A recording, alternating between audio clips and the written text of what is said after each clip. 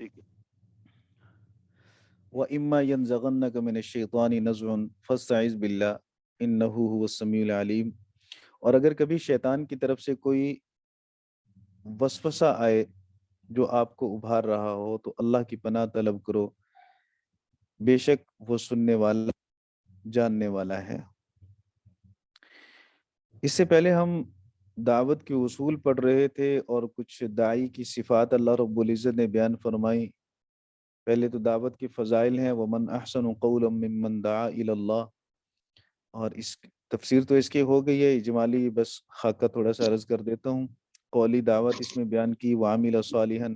اس میں عملی دعوت کا بیان ہے، اور پھر اس کے دعوت کے مؤثر ہونے کا نسخہ بھی ہے اس میں کہ آپ کی دعوت اب مؤثر ہوگی جب آپ بعمل ہوں گے۔ وقال اننی من المسلمین، جس چیز کی آپ دعوت دے رہے ہوں تو اس کو آپ تحدیث بھی نعمت کے طور پر اس کو آپ بیان کیجئے، اور اس پہ آپ کو دل کے اندر اطمینان ہو، سکون ہو، جس کی تعبیر یوں بھی فرمائے گی کہ آپ کو اپنے اسلام پر فخر ہونا چاہیے، سنتوں پر عمل کرتے ہوئے آپ کو اس پہ فخر ہونا چاہیے، آپ کے دل کے اندر اس کی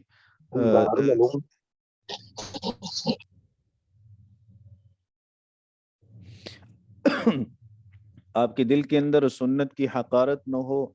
آپ کے دل کے اندر احساس کمتری نہ ہو کہ میں مسلمان ہوں،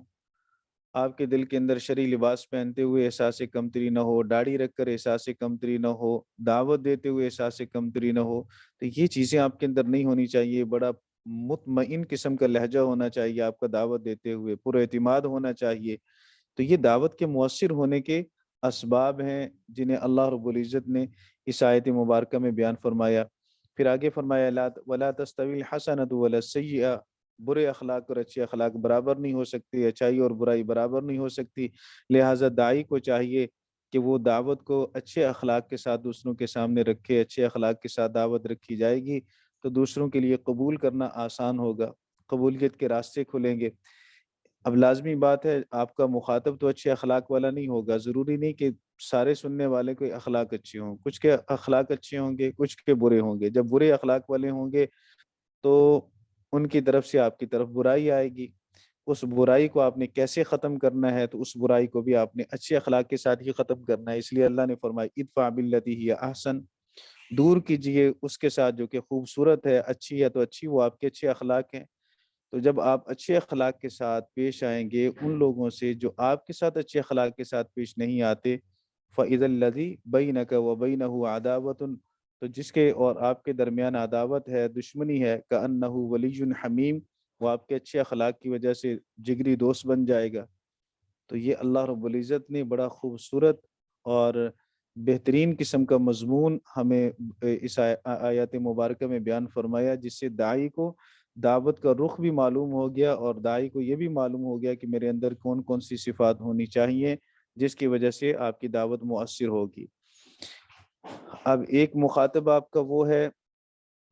جس کے اندر اتنی صلاحیت ہے کہ وہ آپ کے اچھے اخلاق سے متاثر ہو جائے،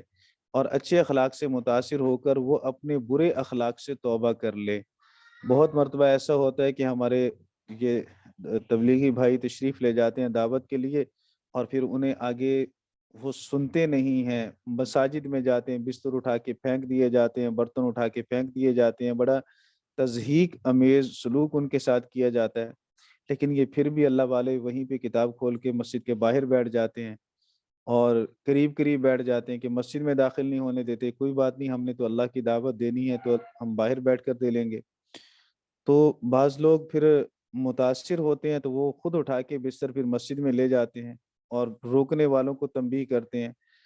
تو بسا اوقات تو آپ کا مخاطب ایسا ہوگا کہ وہ آپ کی اچھے اخلاق سے متاثر ہو کر وہ اپنا رخ بدل لے گا، لیکن اگر آپ کا مخاطب ایسا ہو جس کے پاس آپ دعوت دینے کے لیے گئے وہ آپ کے اچھے اخلاق سے متاثر نہیں ہو رہا، بلکہ وہ اپنی ہٹ درمی پر قائم ہے،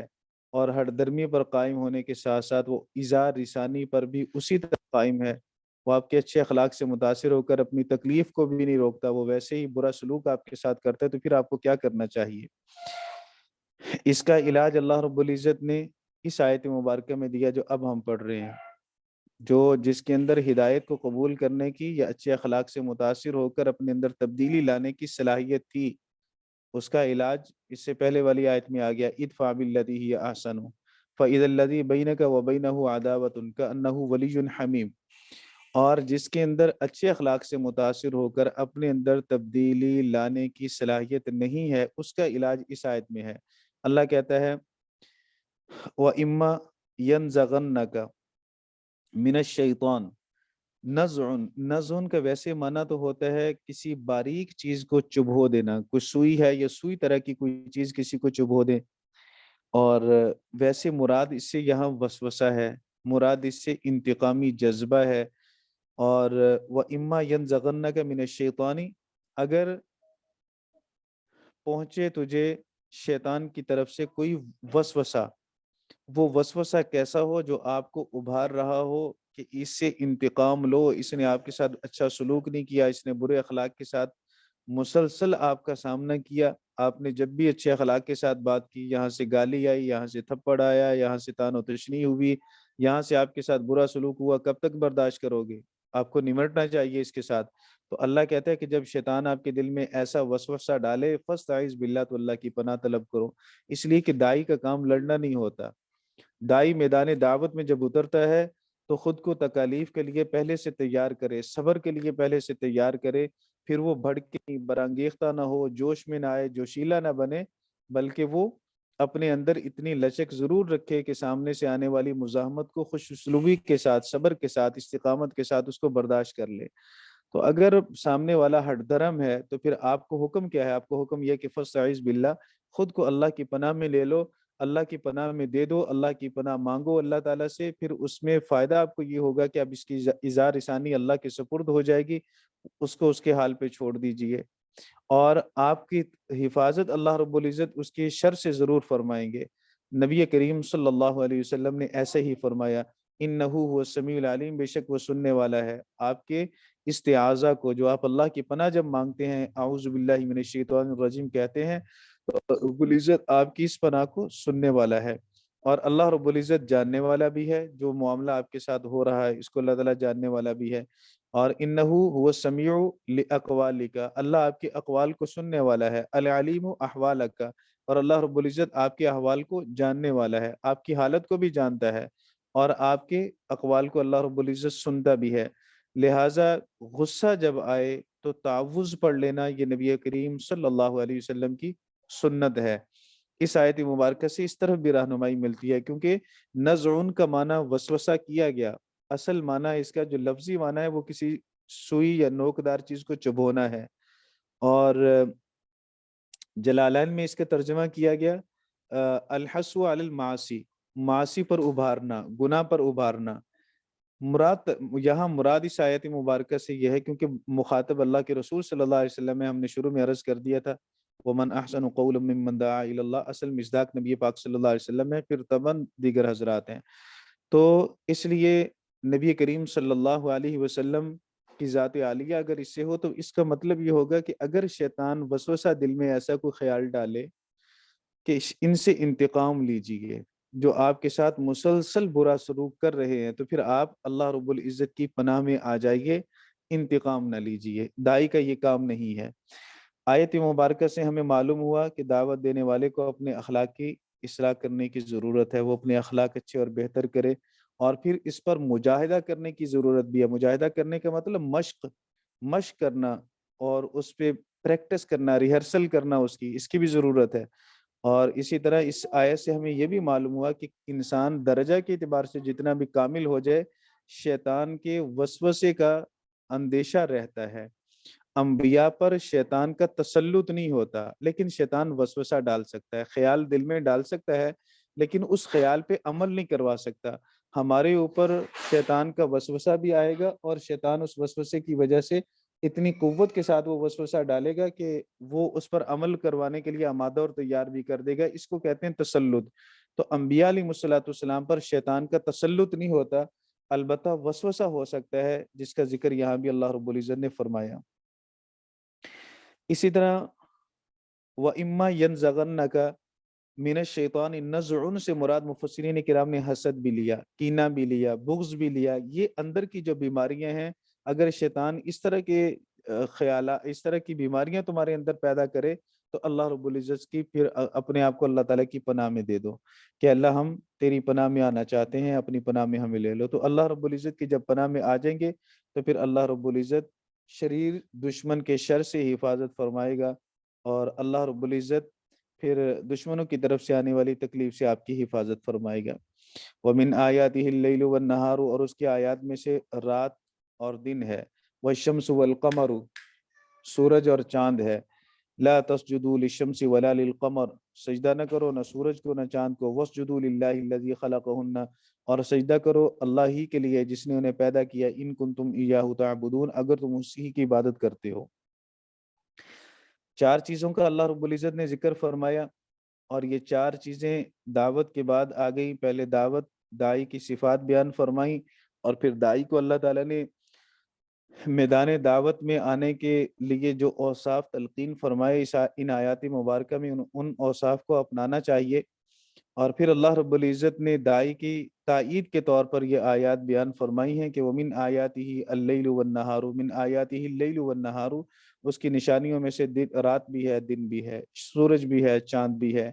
یہ چار نشانیاں اللہ رب العزت نے اس آیت مبارکہ میں بیان فرمائیں، بالکل ظاہر ہے۔ رات کا آنا بھی ظاہر، دن کا آنا بھی ظاہر، سورج کا آنا بھی ظاہر، چاند کا آنا بھی ظاہر۔ گویا یہ چاروں نشانیاں بھی داعی کی تائید کر رہی ہیں، اور داعی کی ہم آواز ہیں کہ جیسے اللہ رب العزت، جس اللہ کی طرف تم بلا رہے ہو، ہمارا وجود بھی اسی اللہ کی وحدانیت پر دلیل ہے۔ رات کا آنا، دن کا آنا، سورج کا روشن ہونا، چاند کا چمکنا، یہ خود اللہ رب العزت کی توحید پر دلیل ہے۔ اور یہ اس داعی کی صفات بیان کرنے کے بعد اللہ رب العزت نے ان کو ذکر فرمایا۔ تو ان دونوں آیات میں یا دونوں مضامین میں مناسبت یہ ہے کہ یہ اللہ کی توحید پر اس داعی کی ہم آواز ہے۔ داعی دعوت دے رہا ہے اپنی زبان سے، اپنے عمل سے، اور دن اور رات، سورج اور چاند، یہ اللہ کی وحدانیت پر دعوت دے رہے ہیں اپنے حال سے۔ تو ایک دعوت ہے قولی، ایک دعوت ہے عملی، اور تیسری دعوت آ گئی حالی۔ یہ اپنے حال سے دلالت کر رہے ہیں کہ اللہ ایک ہے، اللہ دو نہیں ہے۔ کوئی اور ہوتا تو دن کی جگہ رات، رات کی جگہ دن آتی، سورج کی جگہ چاند، چاند کی جگہ سورج آتا، مشرق کی بجائے مغرب سے طلوع کرتا۔ تو یہ نظام کے اندر گڑبڑ ہوتی، مقابلہ ہوتا، تقابل نہیں ہے، مقابلہ نہیں ہے، ایک ہی طرف سے طلوع ہوتا ہے اور ایک ہی جانب میں غروب ہو رہا ہے۔ ہر چیز اپنے مدار میں گھوم رہی ہے، گردش کر رہی ہے، دن اور رات برابر اسی طرح آ رہے ہیں کروڑوں اربوں سالوں سے۔ تو یہ اس بات کی دلیل ہے کہ اللہ ایک ہے۔ تو ان کی حالت دلالت کر رہی ہے کہ اللہ وحدہ لا شریک ہے۔ تو یہ داعی کے ساتھ ہم آواز ہو گئے یہ چاروں چیزیں۔ پھر اس میں اس بات کی طرف بھی رہنمائی ہے، وَمِنْ آیَاتِهِ، اللہ کی نشانیوں میں سے رات، رات پہلے آ گئی، دن بعد میں آ گیا، اندھیرا پہلے ہے، روشنی بعد میں ہے۔ اے حق کی دعوت دینے والے، تیری جیسے رات کے بعد دن آیا اور دن نے رات کے اندھیرے کو ختم کر دیا، اگر تو اپنی دعوت کے اندر مستقیم رہا اور استقامت کے ساتھ اس پہ ڈٹا رہا تو انشاءاللہ یہ ظلمت، جہالت کا اندھیرا ختم ہو جائے گا، اور ہدایت کی روشنی سارے عالم کو روشن کر دے گی۔ پھر نبی پاک صلی اللہ علیہ وسلم اس پر مستقیم رہے، اور آقا صلی اللہ علیہ وسلم کی محنت سے پورا عالم روشن ہوا اور قیامت تک روشن رہے گا۔ لا تسجدوا للشمس ولا للقمر، یہ دونوں چاروں چیزیں چونکہ بڑی تھیں، اور اس میں سورج اور چاند کا روشن ہونا بالکل واضح ہے، اور مشرکین نے یہ دیکھا کہ سورج روشن ہے، پورے عالم کو روشن کر رہا ہے، رات آتی ہے تو چاند اپنی روشنی سے لوگوں کو فیض یاب کرتا ہے، تو انہوں نے کہا کہ شاید یہی خدا ہوں، انہی کی پوجا کرنی شروع کر دی۔ چاند سورج کی پوجا کرنے والوں کو پر رد کیا اللہ تعالیٰ نے اس آیت مبارکہ میں، اور فرمایا لا تسجدوا للشمس ولا للقمر، سورج اور چاند کی پوجا نہ کرو، واسجدوا للہ، سجدہ کرو اللہ ہی کے لیے، الذی خلقہن، جس اللہ نے انہیں پیدا کیا۔ خلقہن کی ضمیر لوٹے گی من آیاتہ، آیات کی طرف، آیات جمع ہے تو اسی کی طرف یہ ضمیر لوٹ رہی ہے۔ ان کنتم ایاہ تعبدون، اگر تم اس ہی کی عبادت کرتے ہو، کنتم ایاہ، ایاہ چونکہ مفعول بھی مقدم ہے، جیسے اب سورہ فاتح میں پڑھتے ہیں ایاک نستعین، ایاک نعبد، ایاک نستعین، تو ایاک نعبد میں مفعول مقدم ہونے کی وجہ سے حصر والا معنی کرتے ہیں کہ تیری ہی عبادت کرتے ہیں، ہم تیری ہی عبادت کرتے ہیں۔ تو یہاں بھی فرمایا گیا ان کنتم ایاہ تعبدون، اس حصر میں فائدہ کیا ہے؟ اس حصر میں فائدہ یہ ہے کہ میرے بندو، اگر اللہ رب العزت ہی کی عبادت کرتے ہو تو پھر چاند سورج کی یا ان جیسے اور معبودان باطلہ کی عبادت تعویل کے ساتھ بھی نہ کرو، بہانوں کے ساتھ بھی نہ کرو۔ جیسے مشرکین کہتے کہ ہم تو ان کی اس لیے پوجا کرتے ہیں تاکہ یہ ہمیں مقام اور مرتبہ کے اعتبار سے اللہ کے قریب کر دیں، اور ہم تو صرف ان کو وسیلہ بناتے ہیں کیونکہ یہ اللہ کے مقرب ہیں، ہم ان کے آگے جھک رہے ہیں تاکہ ان کے ذریعے سے، ان کی برکت سے ہم بھی اللہ کے قریب ہو جائیں۔ تو سجدہ تعظیمی ہو یا سجدہ عبادت کی نیت سے ہو، دونوں صورتوں میں اللہ ہی کے لیے خاص ہے، کسی بہانے سے، کسی تعویل سے شرک جائز نہیں ہے۔ اللہ رب العزت نے اس لیے ان کنتم ایاہ تعبدون کے اندر حصر والا معنی کیا، حصر والا جملہ ارشاد فرمایا کہ اگر تم اس ہی کی عبادت کرتے ہو تو پھر بھی نہیں آنا چاہیے درمیان میں، پھر ہی پر اتنا زور دیا اللہ تعالیٰ نے قرآن پاک میں کہ شرک کی ہر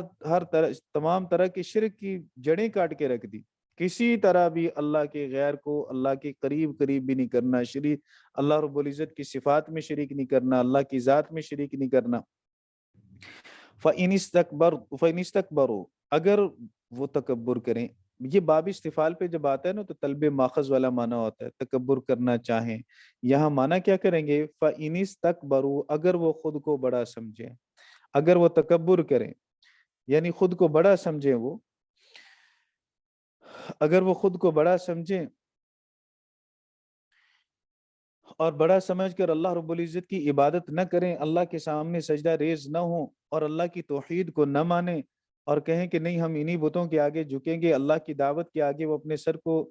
عاجزی اور انکساری کے ساتھ تسلیم اور اتباع کی نیت سے نہ جھکائیں، تو پھر فالذین عند ربک یسبحون لہ باللیل والنہار، تو وہ جو اللہ کے پاس ہے، عند ربک کا مطلب عندہ، آپ نے نحو میں پڑھا کہ عندہ وہاں استعمال ہوتا ہے جب چیز آپ کے پاس ہوتی ہے، آپ کی ملکیت میں ہوتی ہے، اور لدا لدن تب استعمال ہوتا ہے جب چیز آپ کی ملکیت میں ہونے کے ساتھ ساتھ آپ کے پاس بھی ہو۔ اگر آپ کی جیب میں پیسے موجود ہیں تو آپ ان پیسوں کے لیے تو لدا اور لدن استعمال کر سکتے ہیں، لیکن اگر پیسے آپ کے گھر میں پڑے ہیں تو ملکیت میں، لیکن گھر میں پڑے ہیں، آپ کی جیب میں نہیں ہے، تو آپ اس وقت لدا لدن استعمال نہیں کریں گے، اندہ استعمال کریں گے۔ تو اندہ کے لیے یہ ضروری نہیں ہوتا کہ وہ آپ کے مکان کے اعتبار سے آپ کے قریب ہے، اس لیے عند ربی کا یہ مطلب نہیں کہ مکان کے اعتبار سے فرشتے اللہ کے قریب ہے، یعنی جگہ اور مکان کے اعتبار سے اللہ کے قریب نہیں، یہ صرف رتبہ کے اعتبار سے قریب ہے، ملکیت کے اعتبار سے اللہ کے مملوکہ ہیں اور اللہ کے قریب ہیں۔ اس لیے عند ربک یسبحون لہ باللیل والنہار، یسبحون یہاں یصلون کے معنی میں ہے، وہ اللہ تیرے رب کے پاس وہ تسبیح کرتے ہیں، یعنی نماز پڑھتے ہیں اس کے لیے، باللیل والنہاری، رات کو بھی دن کو بھی۔ لہٰذا اے تکبر کرنے والو، اگر تم تکبر کرتے ہو تو کس لیے تکبر کرتے ہو؟ اس لیے کہ شاید تمہارے سجدوں سے کسی کی ذات کو فائدہ ہوگا اور تم فائدہ نہیں پہنچانا چاہتے، تو یاد رکھو اللہ رب العزت کو تمہارے سجدوں کی ضرورت نہیں ہے، اللہ الصمد، اللہ بے نیاز ہے، اللہ رب العزت کو تمہاری عبادت کی ضرورت نہیں۔ اللہ کے پاس تو ایسی مخلوقات ہیں جو تم سے اعمال کے اعتبار سے، عقائد کے اعتبار سے اور ہر اعتبار سے وہ منزہ ہیں، پاکیزہ ہیں، اور وہ اللہ رب العزت کے سامنے دن کو رات کو سجدہ ریز ہوتے ہیں، جھکے رہتے ہیں، وَهُمْ لَا يَسْأَمُونَ، اور وہ تھکتے نہیں ہیں، اکتاتے نہیں ہیں، عبادت کر کے وہ اکتاتے نہیں، ان کی عبادت مسلسل رہتی ہے، جو رکوع میں ہے تو رکوع میں ہے، سجدے میں ہے تو سجدے میں ہے، قیام میں ہے تو قیام میں ہے۔ لاکھوں سال گزر گئے، نہ ان کا قیام ختم ہوا، نہ ان کا رکوع ختم ہوا، نہ سجدہ ختم ہوا، اور نہ ہی انہیں کسی طرح کی تھکاوٹ ہوئی، اس لیے اللہ رب العزت تمہارے سجدوں سے بے نیاز ہے۔ وَمِنْ آیاتہ، اور اس کی نشانیوں میں سے ہے، اَنَّكَ تَرَى الْأَرْضَ، یہ کہ تو دیکھے زمین کو، وَمِنْ آیاتہ اَنَّكَ تَرَى الْأَرْضَ خَاشِعَةً، اور اس کی نشانیوں میں سے ایک یہ ہے کہ بے شک تو زمین کو دیکھتا ہے دبی ہوئی۔ خاشعتاً کا معنی یابسہ بھی کیا گیا، یابس کہتے ہیں خشک کو، یابسۃً لا نبات فیہا، خشک جس کے اندر کوئی گھاس پھوس نہ ہو، کوئی چیز اگے نہ، خشک ہے تو لازمی طور پر بنجر بھی ہے، اس پہ کوئی چیز اگے گی نہیں۔ یہاں چونکہ اس سے پہلے آگے یہ آیت سجدہ، اور سجدہ ہمیشہ خشوع و خضوع پہ دلالت کرتا ہے۔ خشوع کا معنی ڈر، عاجزی، انکساری بھی کیا جاتا ہے نا، الذین هم فی صلاتہم خاشعون،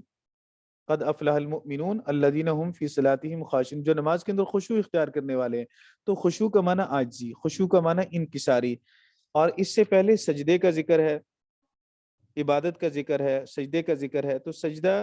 عاجزی اور انکساری پر دلالت کرتا ہے۔ وَاسْجُدُوا لِلَّهِ الَّذِي خَلَقَهُنَّ إِن كُنتُمْ إِيَّاهُ تَعْبُدُونَ، اس لیے اس مناسبت سے یہاں صفت آ گئی زمین کی خاشعاتن۔ سورہ حج کے اندر اللہ رب العزت نے مردوں کو زندہ کرنے پر دلیل کے طور پر اسی آیت کو بیان کیا، تو وہاں زمین کی صفت خاشعتن کی بجائے حامدہ ہے۔ حامدہ کا معنی مردہ، تو مناسبت سے صفات آتی ہے۔ یہاں بھی ماقبل کی مناسبت سے اس کی صفت آگئی خاشعتن، تو خاشعتن کا معنی کیا گیا یابستن، خشک، بنجر، دبی ہوئی، کیونکہ خشوع و خضوع اختیار بھی وہی کرتا ہے۔ خضوع کا معنی بھی دبا ہوا ہونا، اور خشوع کا معنی دل کے اندر خشیت کا ہونا، خوف کا ہونا، تو جس کے اندر خشیت اور خوف ہوگا دبا ہوگا،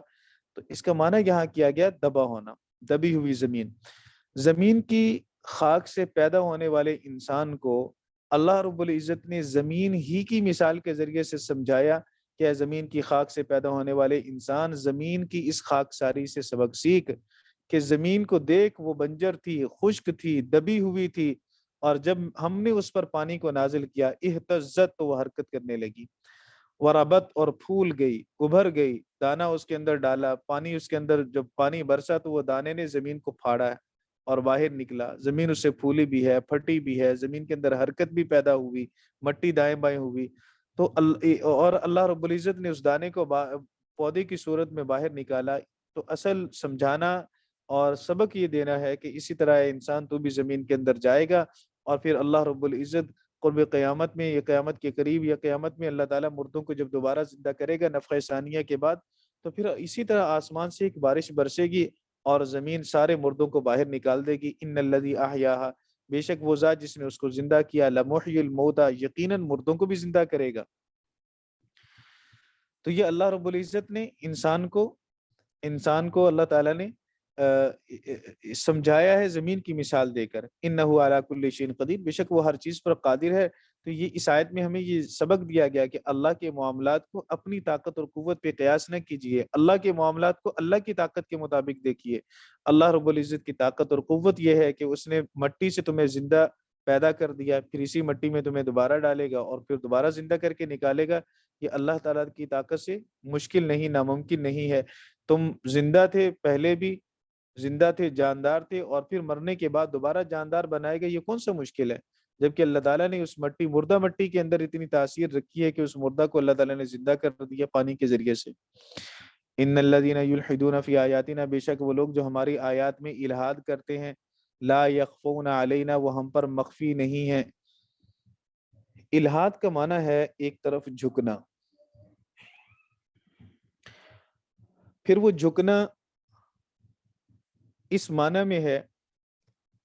ایک طرف قرآن کریم کی حقانیت کو، صداقت کو مسلسل بیان کیا جا رہا ہے، دوسری طرف یہ مشرکین ایک طرف جھکے ہوئے ہیں، یہ ساحرانہ کلام ہے، یہ شاعرانہ کلام ہے، اور نبی کریم صلی اللہ علیہ وسلم کو مجنون کہا، یہ مجنونوں کا کلام ہے۔ کبھی یہ کہا کہ اللہ کے رسول کا، یہ محمد صلی اللہ علیہ وسلم کا اپنا بنایا ہوا کلام ہے۔ جھکاؤ ایک طرف ہے۔ لحد کو بھی لحد اس لیے کہتے ہیں کہ وہ ایک طرف بنائی جاتی ہے۔ قرآن کریم میں ہم پیچھے بھی پڑھ چکے ہیں، لا تسمعوا لہذا القرآن، مشرکین کا قول۔ اس آیت کے جو مصداق ہیں یہ بھی وہی لوگ ہیں، ان الذین یلحدون فی آیاتنا۔ تو عام طور پر تو لحد کا معنی، اس کا الحاد کا معنی کیا جاتا ہے انحراف۔ شرعی اصطلاح کے اندر الحاد کس کو کہتے ہیں، ملحد کس کو کہتے ہیں؟ جو قرآن کریم کی آیات پر ایمان لانے کا دعویٰ تو کرے لیکن اس کے معنی اپنی طرف سے ایسے گھڑے جو قرآن و سنت کی نصوص اور جمہور امت کے خلاف ہوں، اور جس سے قرآن کریم کا مقصد ہی الٹ جائے۔ نصوص کا ایسا معنی کرنا، قرآن کریم کی تفسیر ایسی کرنا، جو تفسیر بالرائے ہو، ایسی تفسیر کرنا جو دوسری نصوص سے ٹکراتی ہو، متصادم ہو، لیکن قرآن پاک کو ماننے کا دعویٰ بھی ہے، اس کا انکار نہیں کرتے وہ، تو ایسے شخص کو شرعی اصطلاح میں ملحد کہتے ہیں۔ جیسے مرزا خناس نے قرآن کریم کی آیات میں تعویل کی، اور وہ تعویل ایسی باطل تعویل کی کہ 1400 سال امت میں کبھی بھی کسی نے اس کا وہ معنی مراد نہیں لیا۔ جیسے سورہ فتح میں اللہ تعالیٰ فرماتے ہیں محمد الرسول اللہ والذین معہ اشداء علی الکفار، تو مرزا خناس نے کہا کہ اس محمد سے مراد نعوذ باللہ میں ہوں، اللہ تعالیٰ نے میرا نام محمد رکھا ہے قرآن کریم کے اندر۔ اسی طرح سر سید احمد خان نے کہا کہ جنت، قرآن پاک میں جہاں بھی جنت کا ذکر آتا ہے تو جنت کا کوئی وجود نہیں ہے، اس کا معنی بس صرف مسرت ہے، خوشی ہے، جو اچھے اعمال کرتا ہے تو بس اس کے خوشی نصیب جو ہوتی ہے وہی جنت ہے، اور جو برے اعمال کرتا ہے تو اس کے دل کے اندر غم، دکھ، جو تکلیف پیدا ہوتی ہے وہ جہنم ہے، تو جہنم اور جنت کا کوئی اپنا وجود نہیں ہے۔ اور اسی طرح یہ بھی کہا گیا کہ شیطان سے مراد بھی کوئی خاص وجود نہیں ہے، بلکہ شیطان اس قوت کو کہتے ہیں جو انسان کو برے کاموں پہ مجبور کرے۔ جبرائیل بھی کوئی فرشتہ نہیں، اس کا کوئی وجود نہیں، بلکہ اس سے مراد وہ پاکیزہ کی قوت ہے جو نیکی کی طرف راغب کرتی ہے۔ اور یہ بھی بعض جو ملحد لوگ ہیں انہوں نے کہا کہ قرآن پاک میں جہاں اطاعت کا ذکر ہے اور اللہ کا ذکر ہے، اطیعوا اللہ، تو اس سے مراد اس وقت کی حکومت ہے کہ حکومت کی اطاعت کرو، جو گورنمنٹ ہے اس کی اطاعت کرو۔ اور جہاں قرآن پاک میں حوروں کا ذکر آتا ہے، حور عین کا، تو مراد اس سے کوئی حور عین کا کوئی وجود تو نہیں ہے، بس اسے ایک پاکیزہ سوچ اور فکر ہے۔ تو یہ سارے ایسے معنی ہیں، تفسیر بالرائے ہے، جو جمہور امت میں سے کسی نے بھی مراد نہیں لیا، قرآن و سنت کے نصوص کے خلاف ہیں۔ رسول کریم صلی اللہ علیہ وسلم ہی مراد ہیں محمد سے، اور نبی کریم صلی اللہ علیہ وسلم نے فرما دیا انا خاتم النبیین لا نبی بعدی، محمد کا مصداق وہی ہیں، کوئی اب خود کو اس کا مصداق قرار دے کذاب ہے، دجال ہے۔ اسی طرح نبی کریم صلی اللہ علیہ وسلم نے سید الملائکہ سیدنا جبرائیل علیہ الصلوۃ والسلام کے وجود کو بیان کیا، اس کا انکار کرنا یہ کفر ہے۔ اس کے ضمن یہ بھی سمجھ لیں مولانا کہ ہماری فقہ کی کتابوں میں، اصول کی عقائد کی کتابوں میں ایک ضابطہ اور قانون ہے کہ اگر کوئی تعویل کر کے کلمات کفر اختیار کرتا ہے، ٹھیک ہے لے لو، کوئی کفر، کلمات کفریہ کو کسی تعویل کی وجہ سے اختیار کرے تو وہ کافر نہیں ہوتا، لیکن یہ یاد رہے کہ یہ تعویل مطلقاً مراد نہیں ہے کہ کوئی بھی اگر تعویل کر کے کفر، جیسے قادیانیوں نے ختم نبوت کے معنی میں تعویل کی اور انہوں نے کہا کہ اسے حقیقی نبی مراد نہیں آ سکتا، ذلی بروزی تو آ سکتا ہے، تعویل کی انہوں نے، تو پھر اگر یہ معنی عام نہیں ہے، اصل میں یہ بتلانا ہے کہ یہ قاعدہ ضابطہ عام نہیں ہے، اگر اس کو عام رکھا جائے تو پھر تو کوئی بھی کافر نہیں بنے گا۔ سارے مشرک تعویلی کے ذریعے تو شرک کرتے ہیں کہ ہم اس لیے معبودان باطلہ کی پوجا کر رہے ہیں کہ ہمیں اللہ کے قریب کر دیں گے، تو تعویل ہی تو ہے۔ اور اس طرح باقی بھی جتنے بھی کافر کفر اختیار کرتے ہیں اور نصوص کا سہارا لیتے ہیں تو وہ سارے تعویل ہی کے ذریعے سے کرتے ہیں۔ اس لیے فقہا نے اس بات کی تصریح فرمائی ہے پھر، ایسی تعویل جو کفر سے مانے ہوتی ہے وہ تعویل ہوتی ہے جس سے ضروریات دین میں ان کے مفہوم قطعی کے مخالف نہ ہو۔ ایسی تعویل کرنا جس سے نصوص کی قطعیت ٹوٹ جائے اور کسی دلیل قطعی کے وہ مخالف ہو جائے تو وہ تعویل قابل قبول نہیں ہوگی، بندہ کافر ہی رہے گا۔ جیسے مرزا قادیانی نے کیا کہ محمد سے مراد میں ہوں، یا ختم نبوت کا معنی اس نے غلط کیا کہ جس پہ نبی مہر لگاتا جائے گا تو وہ نبی بنتا جائے گا، تو یہ اپنی طرف سے تعویلات ہیں، یہ نصوص قطعیہ کے خلاف ہیں۔ پیارے آقا صلی اللہ علیہ وسلم واضح طور پر فرما چکے ہیں انا خاتم النبیین لا نبی بعدی۔ تو یہ الہاد اسی کو کہتے ہیں کہ ایسی تعویلات کرنا قرآن و سنت کے معنی میں جو جمہور امت کے خلاف ہوں، قرآن کریم کی ایسی تفسیر کرنا جو جمہور امت کے خلاف ہو، قرآن کریم کی تفسیر اپنی رائے سے کرنا، نبی پاک صلی اللہ علیہ وسلم کی احادیث کے معنی اور مطالب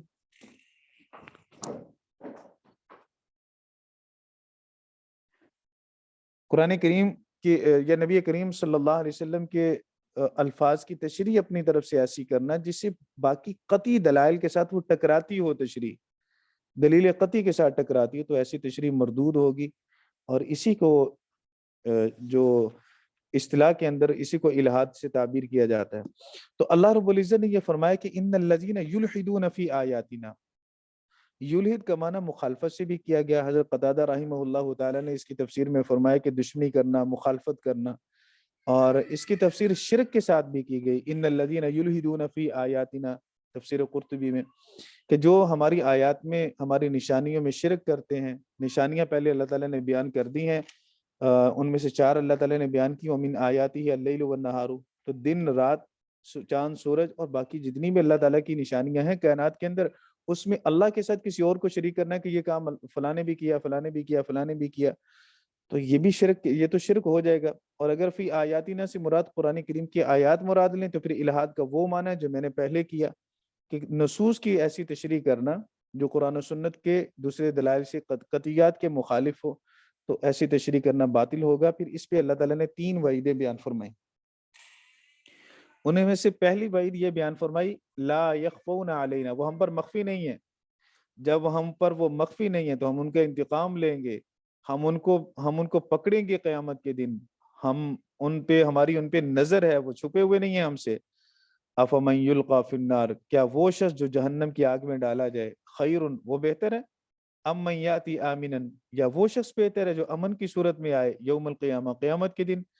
ایک تو مصداق کے لحاظ سے مفسرین کرام نے فرمایا کہ افمن یلقی فی النار سے مراد ابو جہل ہے، اور خیرم دوسرا ام من یاتی آمنا سے مراد نبی پاک صلی اللہ علیہ وسلم کی ذات مبارکہ ہے۔ بعض نے فرمایا سیدنا عثمان بن عفان ہے، بعض نے فرمایا عمار بن یاسر ہے، بعض نے فرمایا کہ سیدنا حمزہ ہے، اور بعض نے عام تفسیر فرمائی کہ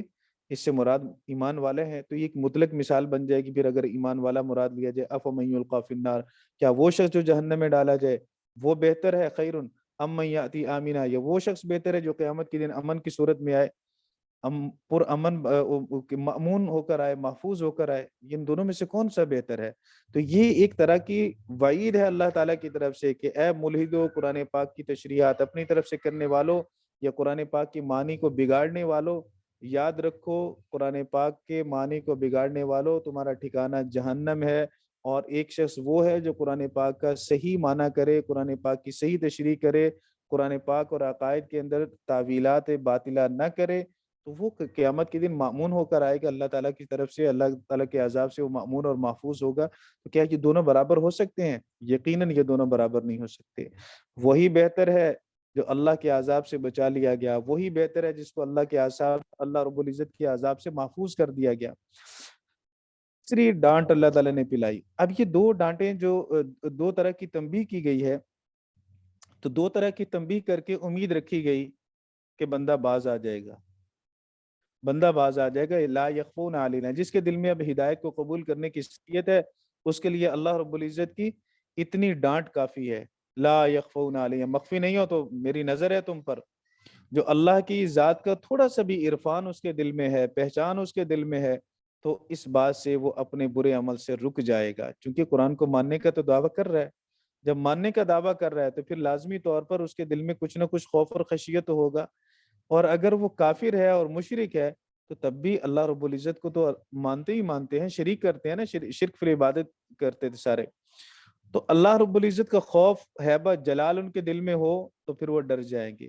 اور پھر انہیں دوسری تنبیہ یہ کی گئی افمن یلقی فی النار خیر ام من یاتی آمنا یوم القیامہ، اگر اس سے باز نہ آئیں، اس 2 طرح کی ڈانٹ سے وہ باز نہ آئیں، تو پھر اللہ تعالیٰ نے تیسری ڈانٹ پلائی اعملوا ما شئتم، ٹھیک ہے اگر اپنے برے کام سے باز نہیں آتے ہو تو پھر تمہیں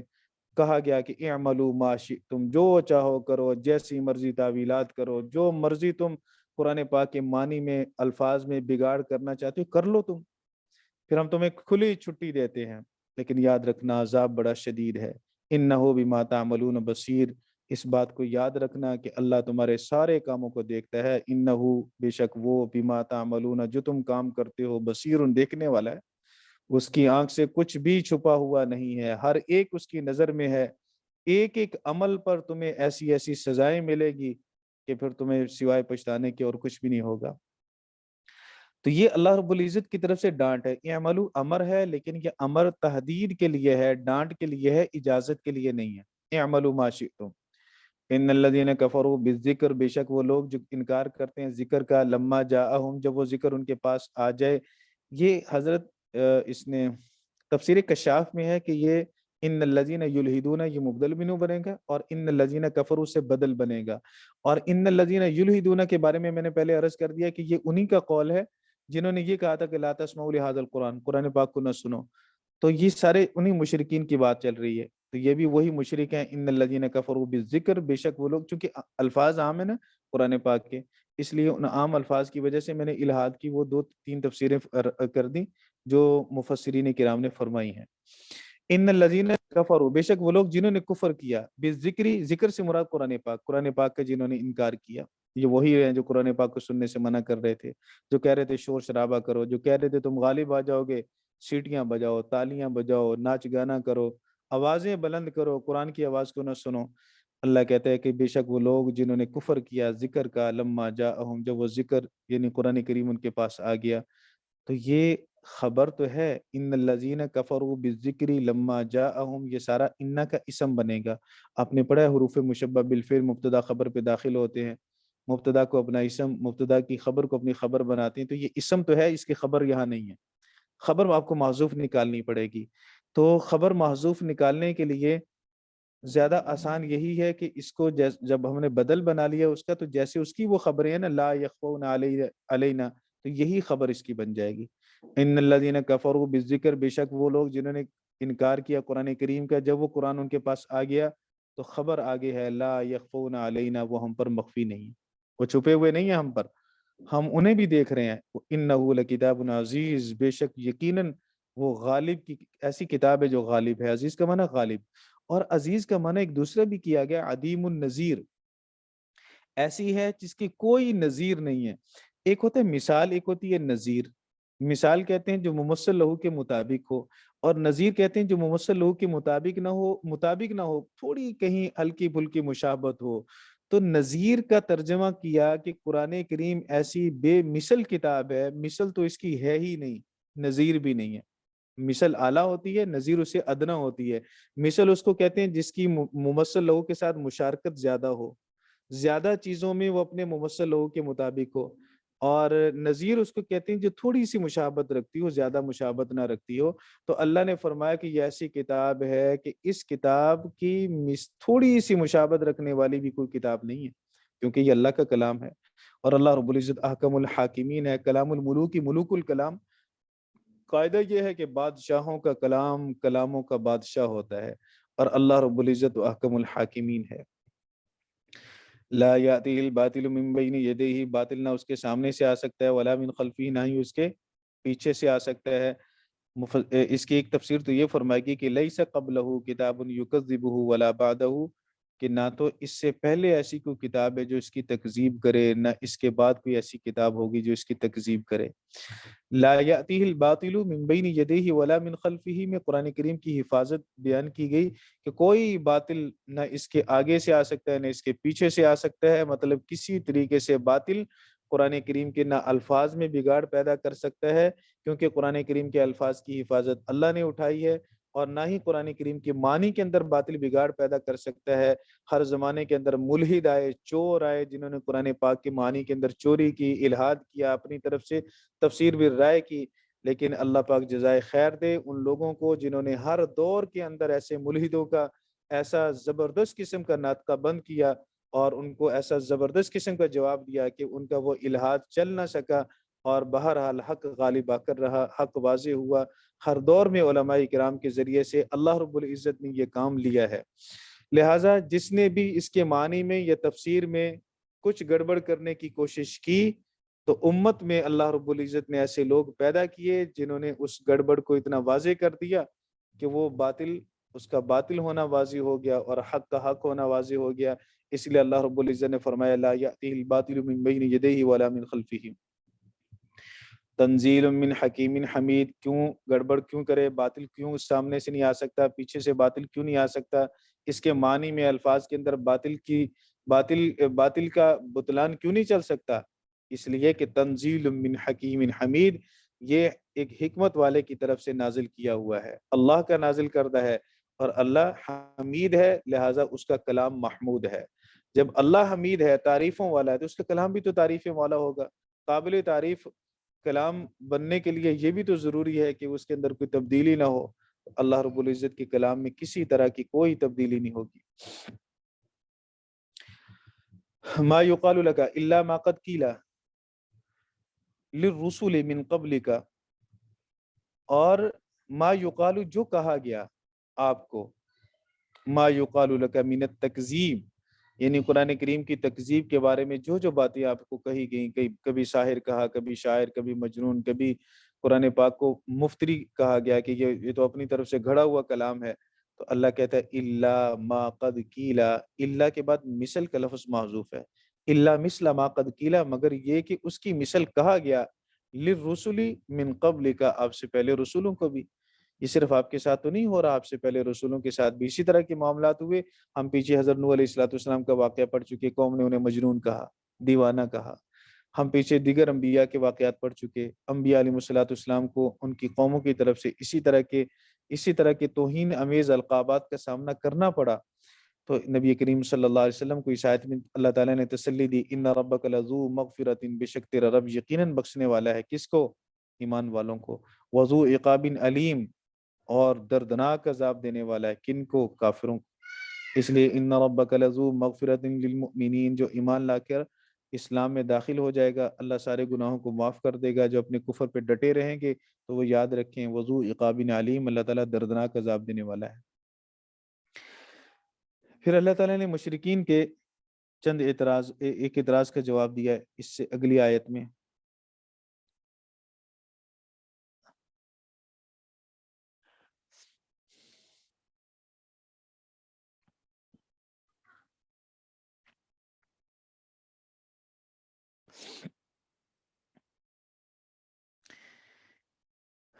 اچھا جی، وَلَوْ جَعَلْنَاهُ قُرْآنًا عَجَمِيًّا لَقَالُوا لَوْلَا فُصِّلَتْ آيَاتُهُ، اگر ہم اس کو بنا دیتے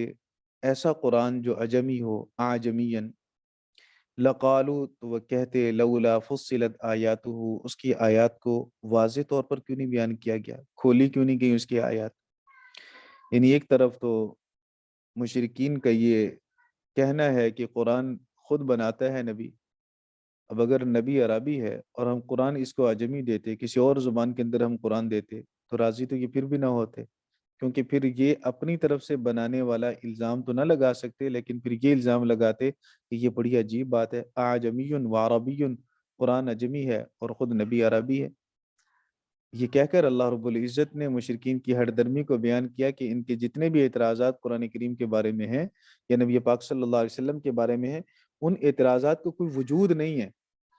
کوئی اساس نہیں ہے، کوئی بنیاد نہیں ہے ان اعتراضات کی، ایسے خامخواہ کی ہٹ درمی والے اعتراضات ہیں، اور ان اعتراضات کی اصل کوئی نہیں ہے۔ اگر ہم یوں نہ کرتے، عربی کے اندر قرآن پاک نازل نہ کرتے، ہم ان کی زبان پہ محمد صلی اللہ علیہ وسلم خود عربی لیکن عجمی زبان کے اندر بولتے، فارسی میں بولتے، کسی اور زبان کے اندر بولتے، اور وہ ہمارا کلام ہوتا، تو پھر بھی تو یہ اعتراض کرتے اعجمی،